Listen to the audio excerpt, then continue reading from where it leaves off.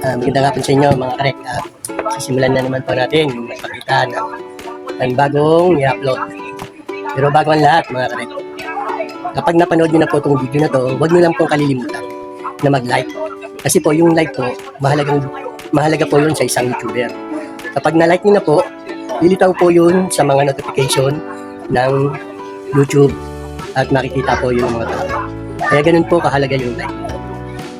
At kung mayroon po kayo sasabihin, nakalagay naman po dyan yung comment section, maglagay lang po kayo para kung may katanungan kayo at sasagutin po natin. Share nyo na rin mga kapatid para marami rin po. At kung may mga anak po kayo mga HRM o HRS, malaking bagay po itong content ko. Kasi halos karamihan ng content ko may kinalaman sa catering at sa mga HRS. Kaya kung gusto nyo malaman mga pagtupi-tupi ng mga tela, panoorin lang nyo po to at matututunan nyo rin po. Kaya lang po, itong camera ko po, baliktad po kasi ito dahil harapan po yung ginagamit ko camera. Kaya kayo na lang po ang magtama. Wala po akong cameraman dahil wala naman po tayong ipapasahod. Kaya sarili ko lang po na diskarte. Ito na lang, may tripod po ako. Kahit hindi po gumamit ng cameraman, natutuloy naman po yung upload ko. Hindi nga lang, baliktad niya ako. Kasi yung harapan ko yung ginagamit ko. Tulad po sabi ko sa inyo, ipapakita ko po kung paano po maggawa ng bulaklak sa tela. Umpisa na po natin. Ang gagamitin ko lang po, dapat ang gagamitin ko alambre. Mas mabilis po yung alambre, yung pinakapayat na alambre. Dahil sa wala po ako noon, at wala rin po akong budget, kaya tali na lang po. Kasi minsan sa catering, pag ako po yung nag-aayos, hindi ko na po kailangan yung hanapin kung ano lang po yung nandun, yun po gagamitin ko at yun din po ang i-design ko kung ano lang po yung nandun. Pero pinakamaganda panali talaga, yung alambre kumakapit ko. Payat na alambre po, yun ang nilagay. Pero umpisa na po natin mga karek, ito na po. Maliit na tela lang po ang gagamitin natin para madali nyo matutunan. Ano po to? Mahaba po to, ayan o. Hindi po yung haba niya, kasi yung haba niya, ito yung haba niya. Yan. Yung haba niya, ito yung haba niya. Yan. Pero yung nandito, ito po yung pinaka-haba lang niya. Kasi pag ginawang sketching po to, nahati lang po to sa ganito. Yan lang po siya kakaba. Yan. Pag inilagay sa mesa, nakaganyan po yan. Nakaganyan po. Yan, nakaganyan po. Mahaba yan, no? Nagamit ko po na tela doon sa buffet po. Ay papakita ko po sa inyo paano po gawin po yung bulaklak. Ito po mga karek. Ay po yung pinakalaylayan niya. Tutupi lang po natin ng ganyan mga karek. Ayan po. Nasa sa inyo po kung lalakihan niyo po yung tupi po. Tupiin lang po natin ng ganyan. Yung sakto lang yung tupi niyo po. Madali lang po siya magawa ng bulaklak. Ayan po. Ayan po yan. Mahaba po yan, no? So, ngayon, paano po itutupi? Yun yung nakaganyan kayo po, mga karek. Tupiin nyo lang po siya, yung sakto na bubulagtat nyo yan, ganyan. Ang mga sukat niya, isang dangkal po. Yan, isang dangkal po. Yan, isang dangkal. Yan, isang dangkal. Tapos mga karek, yung sinakal nyo, yung pinakadulo, doon nyo po tatalian. Talian nyo po yan, mga karek yan. Kasi kung alambre po, mas madali. Kaya lang kasi, wala tayong alambre, kaya nagtyaga na lang po tayo sa tali. Yan. Yan po, nakatali na po. Doblein po natin. Para ito po yung isang sikreto po ng paggawa ng Marami po itong kasing style. Ito po yung isang style. Ito po yung unang style. Yan, ginagawa po ko yung ganyan ko lang po. Kasi hindi ko na po siya ginanon. Susunod na po yan, ganyan. Ganyan lang po. Kahit na ganyan yung ganyan, dire-diretso na po yung ganyan yan. Basta mapantay na itong unat nito.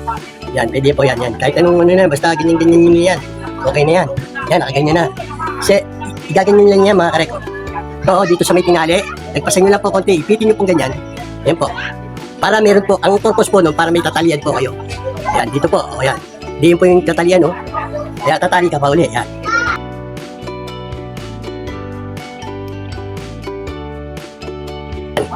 Kahit hindi nyo po muna buhulin mga karek.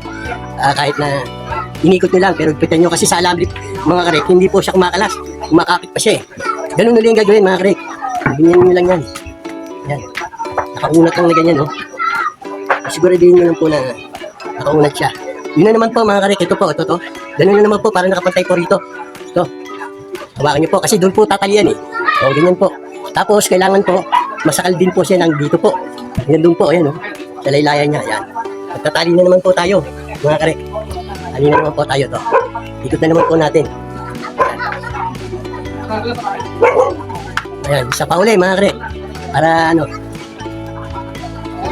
Ulit lang ulit yan mga karek. Ulit-ulit lang.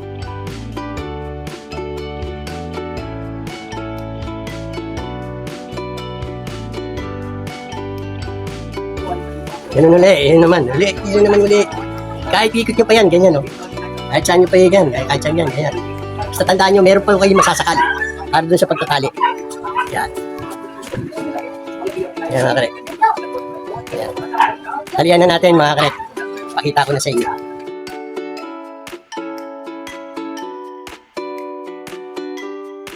Yan mga karek. Bull na natin mga karek. Ay nagtira ko para pang sa bull. Salubong natin para salubong siya. Kasi pareho silang nakaayon eh. Yan. Wala dito mga karek, madali lang siya. Yan. Hindi po siya makikita pag binulat-lat na po yan. Yan lang po. Ganyan lang po yan. Ano po ang gagawin? Bubulat-latin po natin. Marami pong klase. May klase po ng pabulat-lat. Mga dalawang klase po. Yan. Meron pong ganyan lang. Yan. Ganyan mo lang, kakalat-kalat mo lang yan. Meron pong ganyang klase. Yan. Yan, ganyan lang po klase. Meron po yung isa namang klase po. Ito naman po yun. Punta mo rin sa isa. Tapos punta mo naman sa kabila. Dito. Punta naman sa kabila. Punta naman dito. Punta naman doon sa kabila. Punta naman dito sa kabila. Yan. Punta naman doon dito sa kabila. Yan. May hila naman dito sa kabila. Yan. May ganun pong bulatlat. Kaya yan siya, mababago yung bulatlat niya. Dapat yan, kung pare-pareho silang hinila mo ng ganito, dapat ganito lahat. Ayan lang po siya.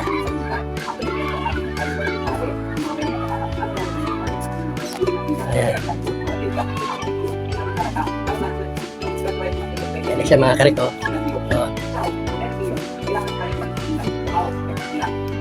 Ayan na siya mga karek. Ito na po siya. Pwede nang ilagay sa harap ng buffet, sa kotse, pwede nang ilagay yan. Pwede rin sa mga bride and groom, ilalagay sa harapan, pwede po. May mga style pa ho yan. Pwede po padagdagan. Itong tinuturo ko po sa inyo, yung paano lang po gumawa ng bulaklak. Na pag natutunan nyo po, sandali lang po to, pwede nyo pong gawin to sa mga okasyon nyo. Kahit anong okasyon, pwede po itong gamitin. Ngayon po, pangalawang ituturo ko po sa inyo, kung paano po gumawa ng yung bell. Ganito rin po, paano kong gagawin ng bell. May bell po siya rin ganyan. Laya niya po. Kaya panoorin nyo lang po mga karek. Ayun nga, panoorin nyo lang po mga karek. Matututunan nyo rin. Nagpapasalamat po ako sa mga silent viewer, sa mga supporter, sa mga kaibigan ko na walang sawang sumusuporta sa channel na to kahit na nagkakawindang-windang na, ayoko pa rin sukuan. Gusto ko lang po na may share ko rin po yung nalalaman ko.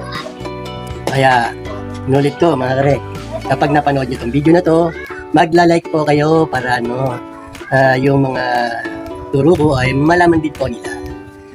Kaya, kung mayroon kayong katanungan, lagyan nyo lang po sa comment section at sasagutin po natin. At kung gusto nyo po i-share, share nyo na rin po para malaman din po nila. Malaking bagay rin po ang channel ko sa mga katulad ng gustong magka-project o matuto yung mga tinuturo ko, madali lang naman po. Ganito na lang mga karek. Maraming salamat po sa inyo. God bless and keep safe. Bye-bye!